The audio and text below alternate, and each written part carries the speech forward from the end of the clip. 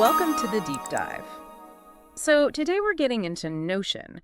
It's a tool, a company really, that lots of people seem to connect with, maybe you too, especially if you're into managing knowledge well and creative tools.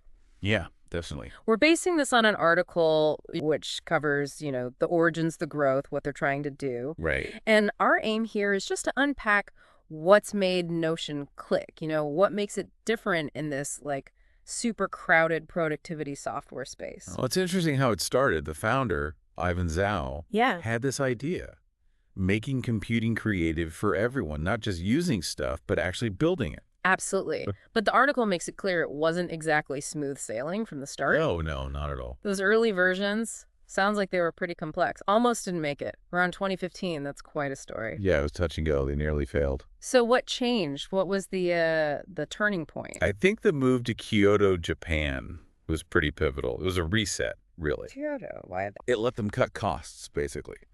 And crucially, gave them space to completely rethink the core product, build a stronger foundation. Okay, and that foundation led to Notion 2.0 in 2018. Exactly. And that's when things really took off.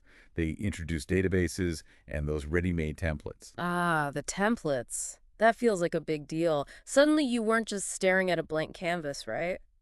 Why was that so impactful? It completely shifted the user experience. Instead of just abstract building blocks, you suddenly had actual solutions for real tasks, notes, project tracking, wikis. Things people actually needed to do? Precisely. Yeah. The templates gave immediate value, made the whole thing way less intimidating. You weren't building from zero. You had a starting point. It lowered the barrier significantly. Right, that makes sense. And didn't Akshay Kothari join as COO around then too? Yes, he did.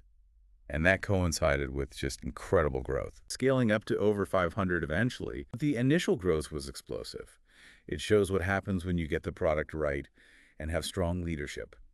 But it wasn't just internal factors, was it? The article really stresses the community. Oh, absolutely critical. The global user community has been massive for them. Like that example, the Korean Notion community having, 43,000 members? Exactly. That scale is amazing. And it's not just passive users. Right. They're creating stuff, sharing templates. It's a huge part of their growth engine.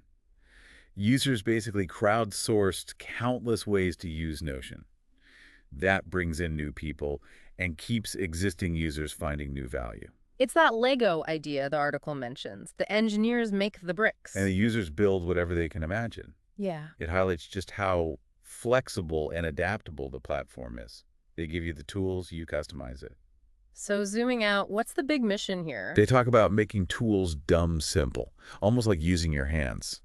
So intuitive, you don't need a manual. Like dragging and dropping blocks in Notion, that kind of feel. Exactly. That kind of intuitive interaction feels natural, almost physical. And now there's AI in the mix too. Notion AI, writing, summarizing. Yeah, another layer. But notice their angle on AI. How so? It's positioned to remove friction, help you create faster. It's augmentation, not replacement, helping brainstorm, draft, speeding things up. Got it.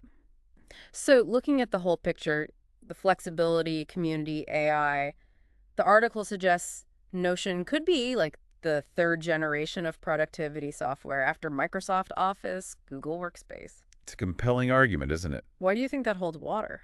Well, it's that unique combination, the modular design, the power of the community building on top of it, and now layering in AI. It feels more adaptable, more user-driven than the big suites we're used to. Okay, so wrapping up.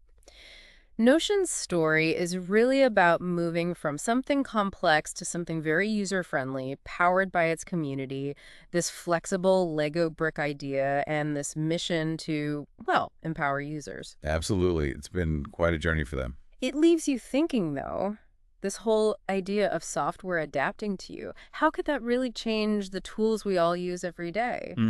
What happens when making your own tools gets, significantly easier? What possibilities open up then? That's the big question, isn't it? Something to definitely mull over.